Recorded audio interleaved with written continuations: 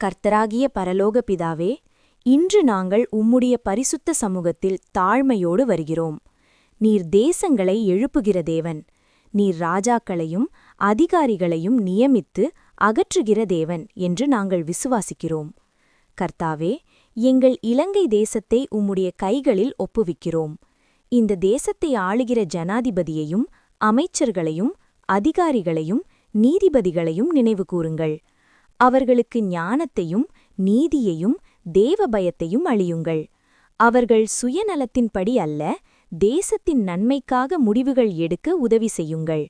கர்த்தாவே, ஊழலையும் பொய்யையும் அநீதியையும் இந்த தேசத்திலிருந்து அகற்றுங்கள். நீதியும் சத்தியமும் ஓடுகிற ஆறு போல் இந்த தேசத்தில் பெருகச் செய்யுங்கள்.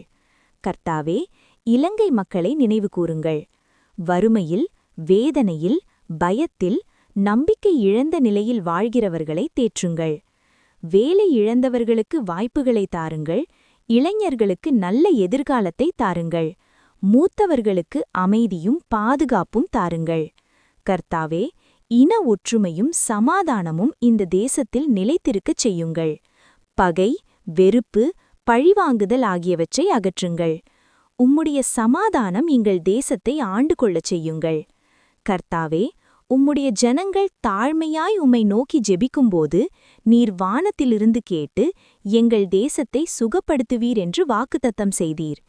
2 நாளாகமம் 7:14 படி அந்த வாக்குத்தத்தத்தை இன்று எங்கள் தேசத்தில் நிறைவேற்றுங்கள். எல்லா மகிமையும் கனமும் புகழும் உமக்கே சொந்தமானது. எங்கள் ஜெபத்தை கேட்டு பதிலளித்தீர் என்று விசுவாசிக்கிறோம். இயேசு கிறிஸ்துவின் நாமத்தில் ஜெபிக்கிறோம். நல்ல பிதாவே, ஆமேன்.